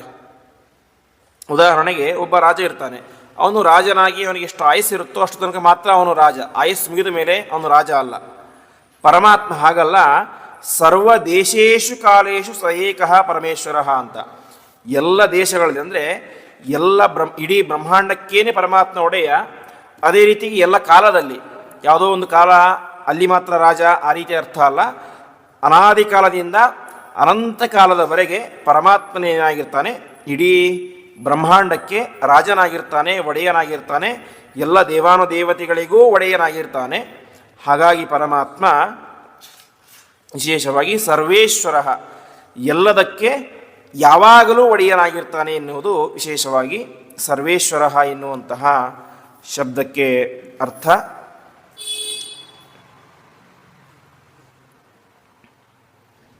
ಮುಂದಿನ ನಾಮ 98ನೇ ನಾಮ ಸಿದ್ಧ ಎಂಬುದಾಗಿ. ಸಿದ್ಧ ಶಬ್ದಕ್ಕೆ ಅರ್ಥ ಯಾವ ವ್ಯಕ್ತಿಗೆ ವಿಶೇಷವಾಗಿ ಎಲ್ಲ ಸಿದ್ಧಿಗಳು ಇದ್ದಾವು. ಅಂದರೆ ಸಿದ್ಧಿ ಅಂತ ಹೇಳಿದ್ರೆ ಏನನ್ನು ಬೇಕಾದರೂ ಕೂಡ ಮಾಡುವಂತಹ ಸಾಮರ್ಥ್ಯ. ವಿಶೇಷವಾಗಿ ಅಣಿಮ ಮಹಿಮಾ ಚೈವ ಗರಿಮಾ ಲಗಿಮಾ ತಥಾ ಪ್ರಾಪ್ತಿ ಪ್ರಾಕಾಮ್ಯಮೇಶಿತ್ವ ಮೊಶಿತ್ವಂ ಚಾಷ್ಟಭೂತಯ ಅಂತ 8 ಸಿದ್ಧಿಗಳು ಅಂತ ನಾವು ಕೇಳ್ತೇವೆ. ಅಂದರೆ ಅಣಿಮ, ಅಣಿಮ ಅಂತ ಹೇಳಿದ್ರೆ ಯಾವುದು ಅತ್ಯಂತ ಅಣುವಾದಂಥ ವಸ್ತು ಇದೆಯೋ ಅದಕ್ಕಿಂತ ಸೂಕ್ಷ್ಮವಾಗುವುದು ಅಣಿಮ ಎಂಬ ಶಬ್ದಕ್ಕೆ ಅರ್ಥ. ಇನ್ನು ಮಹಿಮ ದೊಡ್ಡ ವಸ್ತುವಾಗೋದು. ಹೀಗೆ 8 ಸಿದ್ಧಿಗಳು ಅಂತ ಹೇಳ್ತಾರೆ. ಆ ಎಲ್ಲ ಸಿದ್ಧಿಗಳು ಕೂಡ ಪರಮಾತ್ಮನಲ್ಲಿ ಇದ್ದಾವೆ. ಹಾಗಾಗಿ ಪರಮಾತ್ಮನಿಗೆ ಸಿದ್ಧ ಎಂಬುದಾಗಿ ಹೆಸರು. ಅದೇ ರೀತಿ ಸಿದ್ಧ ಅಂತ ಹೇಳಿದ್ರೆ ಇನ್ನೊಂದು ಅರ್ಥ, ಪರಮಾತ್ಮ ಯಾವಾಗಲೂ ಕೂಡ ಸರ್ವಜ್ಞ ಸರ್ವೋತ್ತಮ ಎಂಬುದಾಗಿ ಸಿದ್ಧನಾಗಿದ್ದಾನೆ. ಹಾಗಾಗಿ ಪರಮಾತ್ಮನಿಗೆ ಸಿದ್ಧ ಎಂಬುದಾಗಿ ಹೆಸರು. ಅದೇ ರೀತಿಯಾಗಿ ಭಾಗವತ ತಾತ್ಪರ್ಯದಲ್ಲಿ ಆಚಾರ್ಯರು ಹೇಳುವಂತೆ ಈ ಅಣಿಮ ಮಹಿಮಾ ಎನ್ನುವಂಥ ಸಿದ್ಧಿಗಳು ಪರಮಾತ್ಮನಿಗೆ ಇದ್ದಾವೆ. ಅದೇ ರೀತಿಯಾಗಿ ಬ್ರಹ್ಮದೇವರಿಗೆ ಇದೆ, ವಾಯುದೇವರಿಗೆಲ್ಲ ಸಿದ್ಧಿಗಳು ಇದ್ದಾವೆ.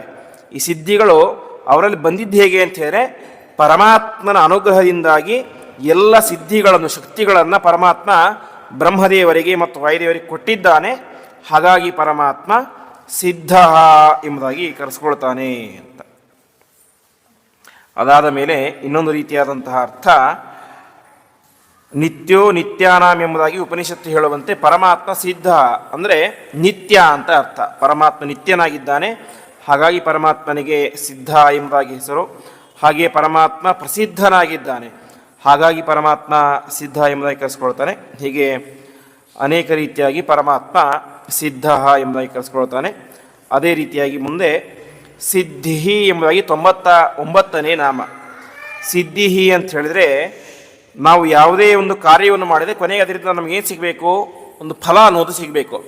ಫಲ ಸಿಕ್ಕರೆ ಅದು ಪರಿಪೂರ್ಣ ಅಂತ ಆಗುತ್ತೆ. ಸಿದ್ಧಿ ಅಂದರೆ ಒಂದು ಕಾರ್ಯದಿಂದಾಗಿ ಉಂಟಾಗುವಂತಹ ಒಂದು ಫಲ ಅಂತ.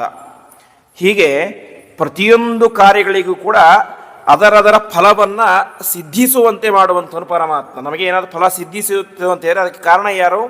ಪರಮಾತ್ಮ. ಹಾಗಾಗಿ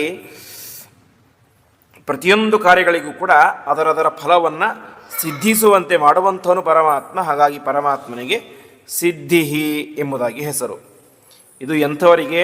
ಸಾಮಾನ್ಯ ಭಕ್ತರಿಗೆ. ಯಾಕೆಂದರೆ ಸಾಮಾನ್ಯ ಭಕ್ತರು ಒಂದು ಫಲವನ್ನು ಉದ್ದೇಶಿಸಿಕೊಂಡು ಕಾರ್ಯಗಳನ್ನು ಮಾಡ್ತಾರೆ. ಆದರೆ ನಿಜವಾದಂಥ ಭಕ್ತರಿಗೆ ಅಂದರೆ ಏಕಾಂತ ಭಕ್ತರು ಅಂತ ಹೇಳಿದ್ರೆ ಅವರಿಗೆ ಪರಮಾತ್ಮ ಒಬ್ಬ ಸಿಕ್ಕರೆ ಸಾಕು, ಬೇರೆ ಯಾವ ಫಲವೂ ಕೂಡ ಬೇಕಾಗೇ ಇಲ್ಲ ಅವರಿಗೆ. ಅಂತಹ ವ್ಯಕ್ತಿಗಳಿಗೆ ಏನಾಗಿದ್ದಾನೆ? ಪರಮಾತ್ಮನೇ ಸಿದ್ಧಿಯಾಗಿದ್ದಾನೆ ಅಂತೆ. ಅಂದರೆ ಅವರಿಗೆ ಪರಮಾತ್ಮನೇ ಫಲ, ಬೇರೆ ಯಾವ ಫಲ, ಸ್ವರ್ಗ ಮೋಕ್ಷ ಯಾವುದೂ ಬೇಕಾಗಿಲ್ಲ ಅವರಿಗೆ. ಪರಮಾತ್ಮನ ದರ್ಶನ ಆದರೆ ಸಾಕು, ಅದೇ ಅವರ ಜೀವನದ ದೊಡ್ಡ ಉದ್ದೇಶ ಅಂತ ಅವರು ಭಾವಿಸಿರ್ತಾರೆ. ಹಾಗೆ ಸಾಮಾನ್ಯ ಭಕ್ತರಿಗೆ ಲೌಕಿಕವಾದಂಥ ಫಲವನ್ನು ಕೊಡ್ತಾನೆ ಪರಮಾತ್ಮ, ಹಾಗಾಗಿ ಸಿದ್ಧಿ. ಏಕಾಂತ ಭಕ್ತರಿಗೆ ಅವನೇ ದೊಡ್ಡ ಫಲ, ಹಾಗಾಗಿ ಪರಮಾತ್ಮ ಸಿದ್ಧಿ ಎಂಬುದಾಗಿ ಕರೆಸ್ಕೊಳ್ತಾನೆ ಅಂತ ತಿಳಿಸಿ ಮುಂದೆ 100ನೇ ನಾಮ ಸರ್ವಾದಿಹಿ ಎಂಬುದಾಗಿ. ಸರ್ವಾದಿಹಿ ಶಬ್ದಕ್ಕೆ ಅರ್ಥ ಎಲ್ಲದಕ್ಕೂ ಕೂಡ ಆದಿಕಾರಣ ಪರಮಾತ್ಮ ಅಂತ. ಇಡೀ ಜಗತ್ತನ್ನು ಸೃಷ್ಟಿ ಮಾಡೋದು, ಸಂಹಾರ ಮಾಡೋದು, ಹೀಗೆ ಅನೇಕ ಕಾರ್ಯಗಳನ್ನು ಪರಮಾತ್ಮ ಮಾಡ್ತಾನೆ. ಪ್ರಧಾನವಾಗಿ ಗೀತೆಯಲ್ಲಿ ಪರಮಾತ್ಮ ಹೇಳುವಂತೆ ನಮೇ ವಿದುಸುರಗಣಾ ಪ್ರಭವಂ ನ ಮಹರ್ಷಯ ಅಹಂ ಆದಿರಿಹಿ ಭೂತಾನಾಂ ಮಹರ್ಷೀಣಾಂ ಚ ಸರ್ವಶಃ ಎಂಬುದಾಗಿ ಪರಮಾತ್ಮ ಗೀತೆಯಲ್ಲಿ ಹೇಳ್ತಾನೆ. ನಾನೇ ಇಡೀ ಜಗತ್ತಿಗೆ ಆದಿ ಕಾರಣ, ಋಷಿಗಳಿಗೆ, ಜಗತ್ತಿಗೆ, ದೇವಾನುದೇವತೆಗಳಿಗೆ, ಹೀಗೆ ಪ್ರತಿಯೊಂದಕ್ಕೂ ಕೂಡ ನಾನೇ ಆದಿ ಎಂಬುದಾಗಿ ಪರಮಾತ್ಮನೇ ಗೀತೆಯಲ್ಲಿ ಹೇಳ್ತಾನೆ. ಹಾಗಾಗಿ ಪರಮಾತ್ಮ ಸರ್ವ ಆದಿಹಿ ಎಂಬುದಾಗಿ ಕರೆಸ್ಕೊಳ್ತಾನೆ. ಇನ್ನೊಂದು ಆದತ್ತೇ ಇತಿ ಆದಿಹಿ ಅಂತ. ಅಂದರೆ ಎಲ್ಲವನ್ನೂ ಕೂಡ ಯಾರು ಸ್ವೀಕಾರ ಮಾಡ್ತಾನೋ ಅದು ಅವನು ಸರ್ವಾದಿಹಿ ಅಂತ. ಇದನ್ನು ವಿಶೇಷವಾಗಿ ಗೀತೆಯಲ್ಲಿ ಪರಮಾತ್ಮ ಹೇಳ್ತಾನೆ. ಪತ್ರಂ ಪುಷ್ಪಂ ಫಲಂ ತೋಯಂ ಯೋಮೇ ಭಕ್ತಿಯ ಪ್ರಯಚ್ಛತಿ ತದಹಂ ಭಕ್ತಿಪಹೃತಂ ಅಷ್ಟಾಮಿ ಪ್ರಯತಾತ್ಮನಃ ಅಂತ. ಅಂದರೆ ಯಾರೇ ನನಗೆ ಭಕ್ತಿಯಿಂದ ಏನನ್ನು ಬೇಕಾದರೂ ಸಮರ್ಪಣೆ ಮಾಡಿದರೂ ಕೂಡ ನಾನೇನು ಮಾಡ್ತೇನೆ, ಅದನ್ನು ಸ್ವೀಕಾರ ಮಾಡ್ತೇನೆ ಅಂತ. ಹಾಗಾಗಿ ಸರ್ವ ಆದಿಹಿ, ಭಕ್ತಿಯಿಂದ ಸಮರ್ಪಣೆ ಮಾಡಿದಂತಹ ಪ್ರತಿಯೊಂದನ್ನು ಕೂಡ ಪರಮಾತ್ಮ ಆದತ್ತೆ ಸ್ವೀಕಾರ ಮಾಡ್ತಾನೆ. ಹಾಗಾಗಿ ಪರಮಾತ್ಮನಿಗೆ ಸರ್ವ ಆದಿಹಿ ಎಂಬುದಾಗಿ ಹೆಸರು. ಇನ್ನೊಂದು ಅರ್ಥ ಅತ್ತಿ ಇತಿ ಆದಿಹಿ ಅಂತ. ಅಂದರೆ ಎಲ್ಲವನ್ನು ಕೂಡ ತಿನ್ನುತ್ತಾನೆ, ಹಾಗಾಗಿ ಆದಿಹಿ ಅಂತ. ಸರ್ವಾದಿಹಿ ಅಂಥೇಳಿ ಪ್ರಳಯ ಕಾಲದಲ್ಲಿ ಎಲ್ಲವನ್ನು ಕೂಡ ಸಂಹಾರ ಮಾಡಿ ಹಾಕ್ತಾನೆ ಪರಮಾತ್ಮ, ಅದನ್ನು ತನ್ನ ಹೊಟ್ಟೆಯೊಳಗಡೆ ಇಟ್ಕೊಳ್ತಾನೆ. ಹಾಗಾಗಿ ಪರಮಾತ್ಮ ಸರ್ವಾದಿಹಿ ಎಂಬುದಾಗಿ ಕರೆಸ್ಕೊಳ್ತಾನೆ ಅಂತ ತಿಳಿಸ್ತಾ ಇದ್ದಾರೆ. ಹೀಗೆ ಪರಮಾತ್ಮ ಸರ್ವಾದಿಹಿ ಎಂಬುದಾಗಿ ಕರೆಸ್ಕೊಳ್ತಾನೆ. ಇನ್ನೊಂದು ಅರ್ಥ ಸರ್ವಾದಿಹಿ ಅಂತೇಳಿ ಎಲ್ಲದಕ್ಕೂ ಕೂಡ ಮುಂದೆ ಇರುವಂಥವನು ಅಂತ, ಅಂದರೆ ಸರ್ವೋತ್ತಮ ಎನ್ನುವಂಥ ಅರ್ಥವನ್ನು ಸರ್ವಾದಿಹಿ ಎನ್ನುವಂತಹ ಶಬ್ದ ಕೊಡುತ್ತೆ. ಮುಂದಿನ ನಾಮ ಅಚ್ಯುತಃ ಎಂಬುದಾಗಿ.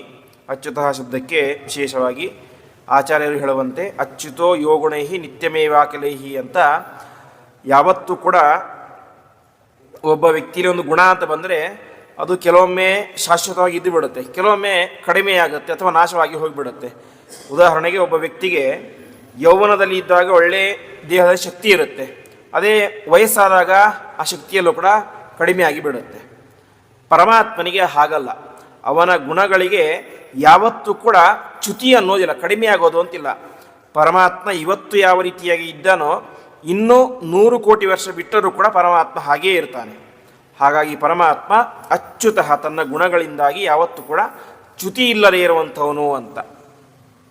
ಅದೇ ರೀತಿಯಾಗಿ ಕೆಲವೊಂದು ಸಲ ಏನಾಗುತ್ತೆ, ಪದಚ್ಯುತಿ ಅನ್ನೋದಾಗುತ್ತೆ. ಅಂದರೆ ಒಂದು ಯಾರೋ CM ಸ್ಥಾನದಲ್ಲಿ ಕೂತ್ಕೊಂಡಿರ್ತಾನೆ, ಏನೋ ಆದಾಗ ಅದು ಸ್ಥಾನ ಹೋಗಿಬಿಡುತ್ತೆ.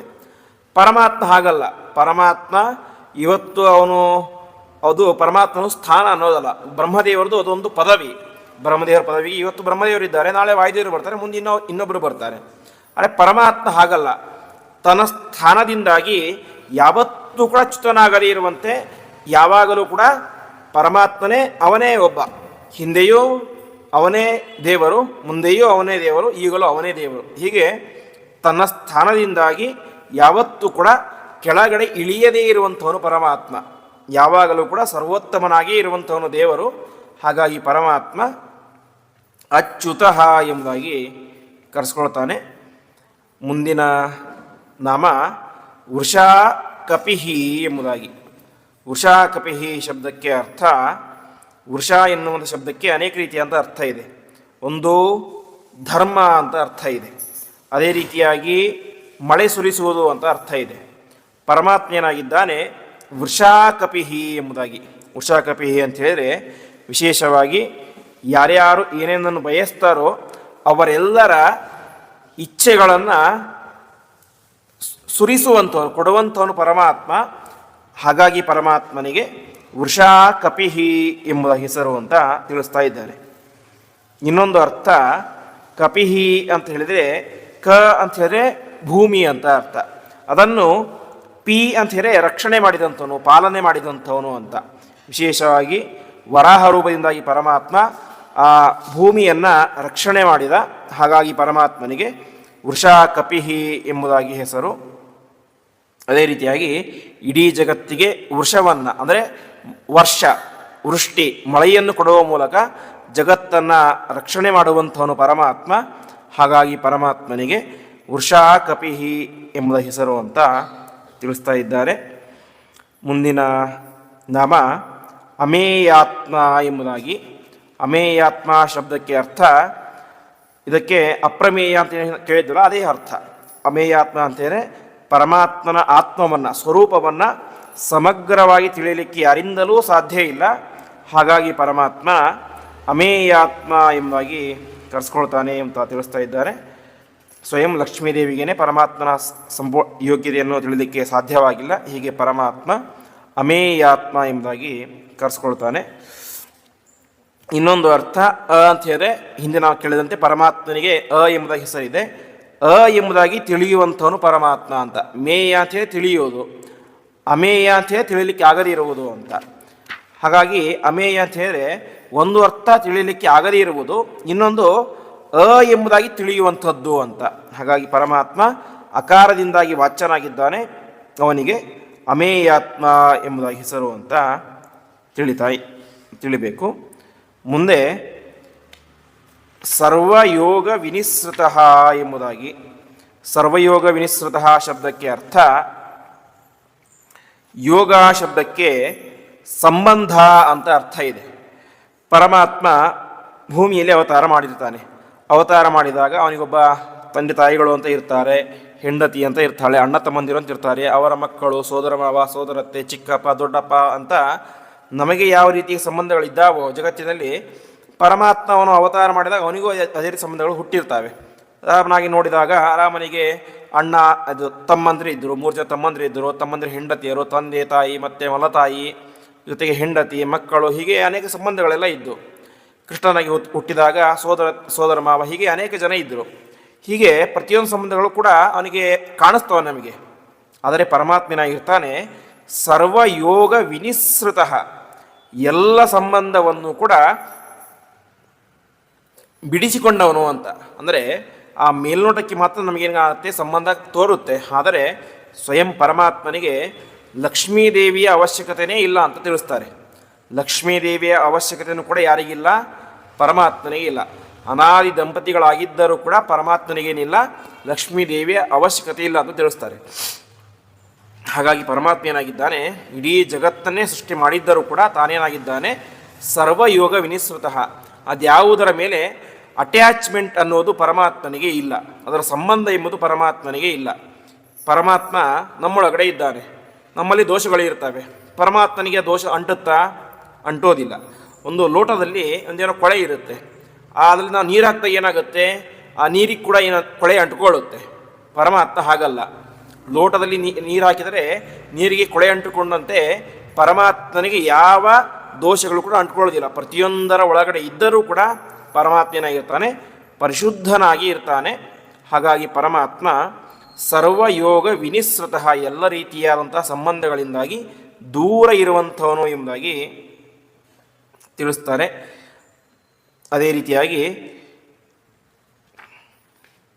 ಇನ್ನೊಂದು ಶಬ್ದಕ್ಕೆ ಅರ್ಥ ಸರ್ವಯೋಗ ವಿನಿಸೃತಃ ಅಂತ ಹೇಳಿದ್ರೆ, ನಾವು ಅವನಲ್ಲಿ ವಿಶೇಷವಾದ ಭಕ್ತಿಯನ್ನು ಮಾಡಿದಾಗ ನಮಗೆ ಜಗತ್ತಿನಲ್ಲಿ ಏನೋ ಒಂದು ಮೋಹ ಅಭಿಮಾನ ಇರುತ್ತೆ, ಆ ಅಭಿಮಾನವನ್ನು ಕಳಚುವಂಥವನು ಪರಮಾತ್ಮ ಅಂತ.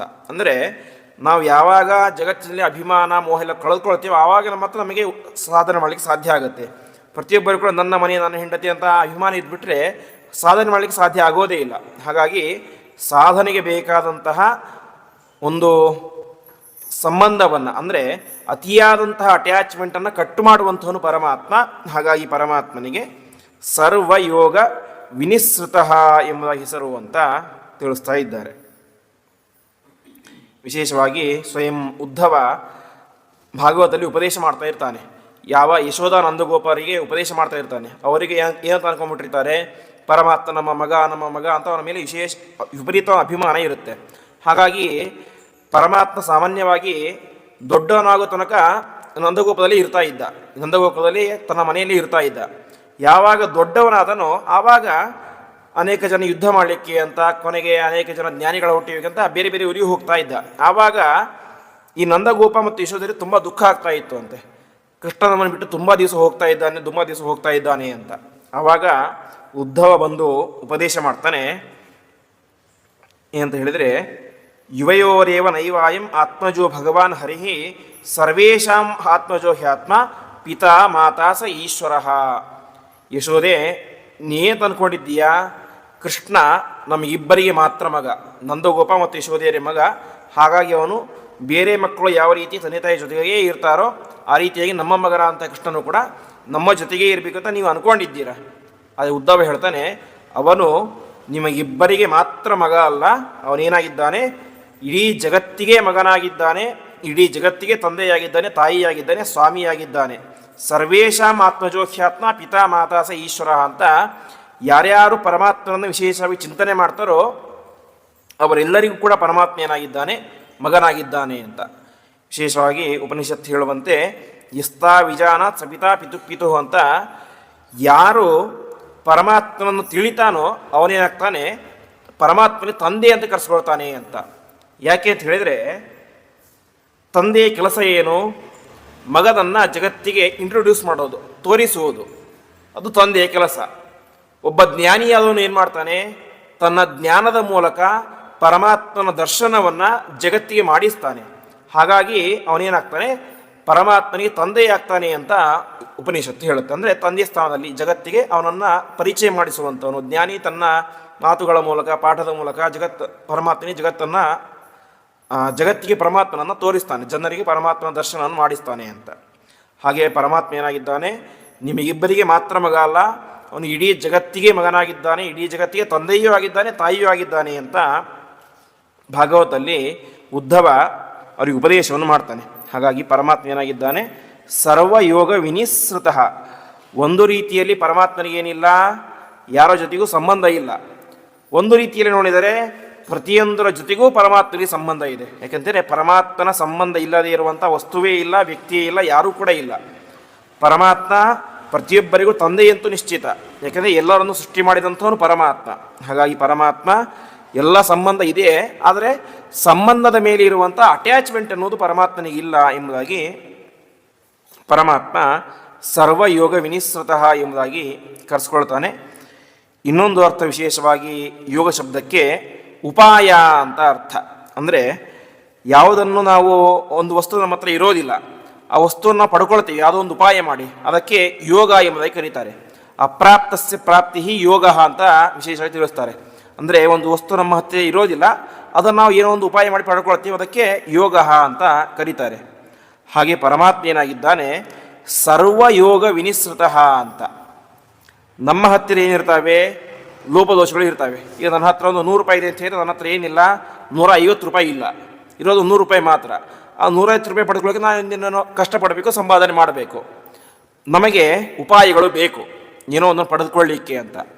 ಪರಮಾತ್ಮ ಏನಾಗಿದ್ದಾನೆ, ಸರ್ವಯೋಗ ವಿನಿಸೃತಃ ಅಂತ. ಅವನಿಗೆ ಯಾವ ಉಪಾಯಗಳು ಕೂಡ ಬೇಕಿಲ್ಲ ಅಂತ. ಯಾಕೆ ಬೇಕಿಲ್ಲ, ಏನಾದರೂ ಒಂದು ಮೈನಸ್ ಪಾರ್ಟ್ ಇದ್ದರೆ ಅದನ್ನು ಪಡೆದುಕೊಳ್ಳಿಕ್ಕೆ ಉಪಾಯ ಅನ್ನೋದು ಬೇಕು. ಪರಮಾತ್ಮನಲ್ಲಿ ಏನಿಲ್ಲ, ಯಾವ ರೀತಿಯಾದ ಲೋಪದೋಷಗಳು ಇಲ್ಲವೇ ಇಲ್ಲ. ಹಾಗಾಗಿ ಇನ್ನೊಂದನ್ನು ಪಡೆದುಕೊಳ್ಳಲಿಕ್ಕೆ ಅವನು ಪ್ರಯತ್ನ ಮಾಡುವಂಥ ಅವಶ್ಯಕತೆಯೇ ಇಲ್ಲ, ಕಷ್ಟಪಡುವಂಥ ಅವಶ್ಯಕತೆಯೇ ಇಲ್ಲ. ಹಾಗಾಗಿ ಪರಮಾತ್ಮ ಸರ್ವಯೋಗ ವಿನಿಸೃತಃ ಎಂಬುದಾಗಿ ಹೆಸರು. ಇನ್ನೊಂದು ಅರ್ಥ ವಿನಿಸೃತಃ ಶಬ್ದಕ್ಕೆ ಹೊರಹೊಮ್ಮುವುದು, ಹೊರಗಡೆ ಬರಲಿಕ್ಕೆ ಕಾರಣ ಅಂತ ಅರ್ಥ. ನಾವೆಲ್ಲರೂ ಕೂಡ ಒಂದೊಂದು ಉಪಾಯಗಳನ್ನು ಹಿಡಿದುಕೊಂಡು ಏನು ಮಾಡ್ತೇವೆ, ಒಂದೊಂದು ಸಂಪಾದನೆ ಮಾಡ್ತೇವೆ. ಆ ರೀತಿಯಾಗಿ ಸಂಪಾದನೆ ಮಾಡುವಂಥ ಜ್ಞಾನವನ್ನು ನಮಗೆ ಕೊಟ್ಟಿದ್ದ್ಯಾರು, ಪರಮಾತ್ಮ. ಹಾಗಾಗಿ ಸರ್ವಯೋಗ ವಿನಿಸೃತಃ, ನಮ್ಮೊಳಗಡೆ ಇದ್ದುಕೊಂಡು ಆ ಎಲ್ಲ ಯೋಗಗಳಿಗೆ ಉಪಾಯಗಳಿಗೆ ಕಾರಣನಾದಂಥವನು ಪರಮಾತ್ಮ. ಹಾಗಾಗಿ ಪರಮಾತ್ಮನಿಗೆ ಸರ್ವಯೋಗ ವಿನಿಸೃತಃ ಎಂಬುದಾಗಿ ಹೆಸರು. ಅದೇ ರೀತಿಯಾಗಿ ಯೋಗ ಅಂತ ಹೇಳಿದ್ರೆ ಕೂಡುವುದು ಅಂತ ಅರ್ಥ. 2 ವಸ್ತುಗಳು ಕೂಡಿದರೆ ಅದಕ್ಕೆ ಯೋಗ ಅಂತ ಕರೀತಾರೆ. ನಾವು ಕೇಳ್ತೇವೆ ಈಗ ಪುಷ್ಯಾರ್ಕ ಯೋಗ ಅಂತ. ಅಂದ್ರೇನು, ಅಲ್ಲಿ ಪುಷ್ಯ ನಕ್ಷತ್ರ ಮತ್ತು ಭಾನುವ ಎರಡೂ ಕೂಡ ಸೇರಿದೆ ಅಂತ ಅರ್ಥ. ಹಾಗೆ ಯೋಗ ಅಂತೇಳಿ ಸೇರುವುದು, ಸೇರಿಸುವುದು ಅಂತ ಅರ್ಥ. ಪರಮಾತ್ಮ ಏನು ಮಾಡ್ತಾನೆ, ಸರ್ವಯೋಗ ವಿನಿಸೃತಃ. ಯಾರು ಪರಮಾತ್ಮನ ವಿಶೇಷವಾದ ಉಪಾಸನೆಯನ್ನು ಮಾಡ್ತಾರೋ ಅವರಿಗೆ ಯೋಗವನ್ನು, ಕೂಡುವಿಕೆಯನ್ನು ತಡಿತಾನೆ ಅಂತ. ಅಂದರೆ ಅವರಿಗೆ ಪುಣ್ಯ ಪಾಪಗಳು ಅಂಟದೇ ಇರುವಂತೆ ಮಾಡ್ತಾನೆ ಅಂತ. ಯಾರು ಅಪರೋಕ್ಷ ಜ್ಞಾನಿಯೋ ಅವನಿಗೆ ಮುಂದೆ ಪಾಪ ಅಂಟೋದಿಲ್ಲ, ಪುಣ್ಯ ಅಂಟಬೇಕಲ್ಲ ಅಂತ ಹೇಳಿದ್ರೆ ಒಳ್ಳೆಯ ಪುಣ್ಯ ಅಂಟುತ್ತೆ ಅಂತೆ. ಕೆಲವೊಂದಿಷ್ಟು ಅನಿಷ್ಟ ಪುಣ್ಯಗಳು ಅಂತ ಇರ್ತಾವೆ ಅಂತೆ. ಅನಿಷ್ಟ ಪುಣ್ಯ ಅಂತ ಹೇಳಿದ್ರೆ, ನನಗೆ ಒಬ್ಬ ವ್ಯಕ್ತಿ ಇರ್ತಾನೆ, ಆ ವ್ಯಕ್ತಿಗೆ ಅಪರೋಕ್ಷ ಜ್ಞಾನ ಆಗಿಬಿಟ್ಟಿದೆ. ಮುಂದೆ ಅವನೇನು ಸತ್ಕರ್ಮ ಮಾಡ್ತಾನೆ, ಸತ್ಕರ್ಮ ಮಾಡಿದಾಗ ಆ ಪುಣ್ಯದಿಂದ ಏನಿರುತ್ತೆ, ಮುಂದೆ ಅವನೇನೋ ಮತ್ತೆ 10 ಜನ್ಮದಲ್ಲಿ ಒಳ್ಳೆಯ ಶ್ರೀಮಂತರ ಮನೆಯಲ್ಲಿ ಮಗನಾಗಿ ಹುಟ್ಟಬೇಕು ಅಂತ ಇರುತ್ತೆ. ಅದು ಅನಿಷ್ಟ ಪುಣ್ಯ. ಈಗಾಗಲೇ ಪರಮಾತ್ಮನ ಜ್ಞಾನ ಆಗಿಬಿಟ್ಟಿದೆ. ಹಾಗಾಗಿ ಮತ್ತೆ ಮುಂದೆ 10 ಜನ್ಮ ಪಡೆದು ಅವನಿಗೆ ಆ ಸಂಸಾರ ಅನುಭವಿಸುವಂತಹ ಅದು ಕಷ್ಟಕರವಾದ, ಮತ್ತೆ ಸಂಸಾರ ಹುಟ್ಟಬೇಕು, ಸಾಯಬೇಕು, ಮಕ್ಕಳು ಹೆಂಡತಿ ಅಂತೆಲ್ಲ, ಇದೆಲ್ಲ ಅನಿಷ್ಟ ಪುಣ್ಯ. ಹಾಗಾಗಿ ಅನಿಷ್ಟ ಪುಣ್ಯವನ್ನು ನಮಗೆ ಅಂಟದೇ ಇರುವಂತೆ ಪರಮಾತ್ಮ ಮಾಡ್ತಾನೆ. ಹಾಗಾಗಿ ಪರಮಾತ್ಮ ಸರ್ವ ಯೋಗ ವಿನಿಸೃತಃ, ನಮಗೆ ಅನಿಷ್ಟ ಪುಣ್ಯ ಮತ್ತು ಪಾಪ ಅವುಗಳು ಸೇರದೇ ಇರುವಂತೆ, ನಮ್ಮ ಜೊತೆಗೆ ಸೇರದೇ ಇರುವಂತೆ ಪರಮಾತ್ಮ ಮಾಡ್ತಾನೆ. ಹಾಗಾಗಿ ಪರಮಾತ್ಮ ಸರ್ವಯೋಗ ವಿನಿಸೃತಃ ಎಂಬುದಾಗಿ ಅನೇಕ ರೀತಿಯಾದಂತಹ ಅರ್ಥಗಳನ್ನು ಈ ಒಂದು ಶಬ್ದಕ್ಕೆ ಕೊಡ್ತಾರೆ. ಒಟ್ಟು ಇಲ್ಲಿಗೆ 104 ನಾಮಗಳು ಮತ್ತು 11 ಶ್ಲೋಕಗಳು ಮುಗಿಯುತ್ತೆ. ಮುಂದೆ 12ನೇ ಶ್ಲೋಕ ವಸುವನ ಸತ್ಯ ಎಂಬಂಥ ಶ್ಲೋಕ ಪ್ರಾರಂಭ ಆಗುತ್ತೆ. ಉಳಿದ ನಾಮಗಳ ಚಿಂತನೆಯನ್ನು ಮುಂದಿನ ಪ್ರವಚನದಲ್ಲಿ ನೋಡೋಣ ಎಂಬುದಾಗಿ ಹೇಳ್ತಾ ಇಂದಿನ ಪ್ರವಚನವನ್ನು ಶ್ರೀಕೃಷ್ಣಾರ್ಪಣಮಸ್ತು.